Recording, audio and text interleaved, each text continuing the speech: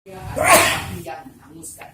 Ibrani 12 ayat 9. Oleh karena itu, Sang Putralah yang datang ke bumi dan berkontak dengan banyak manusia dari banyak suku bangsa. Salah satunya adalah Moses dan Israel. Dia memperkenalkan namanya YHWH, bacanya Maria. Sang Milka bisa berwujud atau Yesua bisa berwujud apa saja saat dia berkontak dengan manusia. Dari referensi tanah bisa dilihat bahwa dia sempat menjadi imam besar Melkisedek yang menjadi Abraham, yang menyerupai Abraham, sempat menjadi semak duri terbakar tapi tidak hangus, sempat menjadi tiang awan dan tiang api, dan lainnya. Bahkan dalam wujud Teofani menjadi malak. Dialah Sang Putra.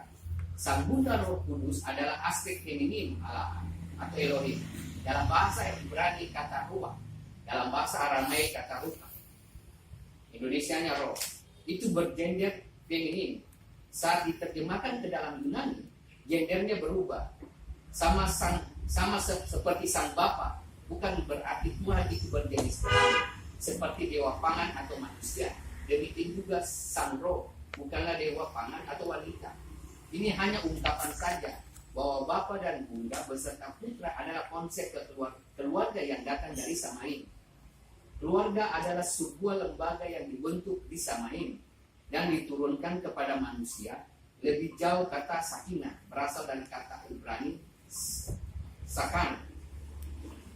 Itu artinya adalah hadirat Tuhan. Itu juga adalah Tuhan dalam gender feminin, yaitu Sang Roh Kudus yang tercatat dalam kanan. Di dalam surat kitab Rasul Thomas tercatat jelas bahwa sosok ini disebut sebagai Bunda Ruach Hakades, frasa El Shaddai dalam bahasa Ibrani. Arti harafiahnya adalah Tuhan payudara. Ini adalah frasa yang bermakna bahwa Tuhan itu pemelihara seperti seorang bunda yang menyusui anaknya, menyusui si anak.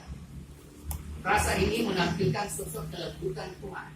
Perhatikan bedanya dengan karakter Sang Bapa yang tegas, menghukum yang salah, bahkan membunuh musuh untuk menjaga anaknya. Itulah peran Sang Bapa yang maskulin.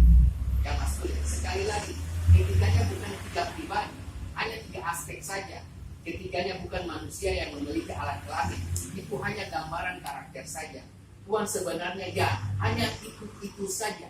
Dia tidak berubah dari dulu, sekarang, dan sampai selama-lamanya. Di saat kitab-kitab perjanjian baru diterjemahkan ke dalam bahasa-bahasa lain, barulah muncul istilah Trinitian dalam bahasa Inggris atau Trinitas dalam bahasa Indonesia. Saat proses penerjemahan, ada banyak kata Semitik yang tidak tepat diterjemahkan.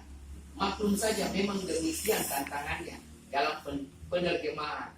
Oleh karena itu, sama sekali tindakan yang kurang bijak mencoba memahami kitab terjemahan tanpa memahami tradisi Semitik.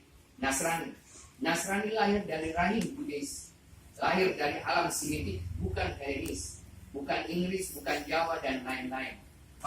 Pahamilah kitab suci Nasrani dengan pola pikir kembali ke akar Semitik atau ke akar Ibrani. Jika memakai pola pikir Helenis yang bisa dengan penyembah dewa-dewi, maka akan berefek pada pemahaman Tuhan yang terdiri dari tiga pribadi.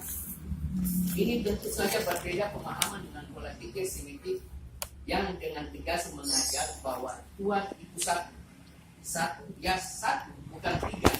Helenisme akan menekankan pada angka 3,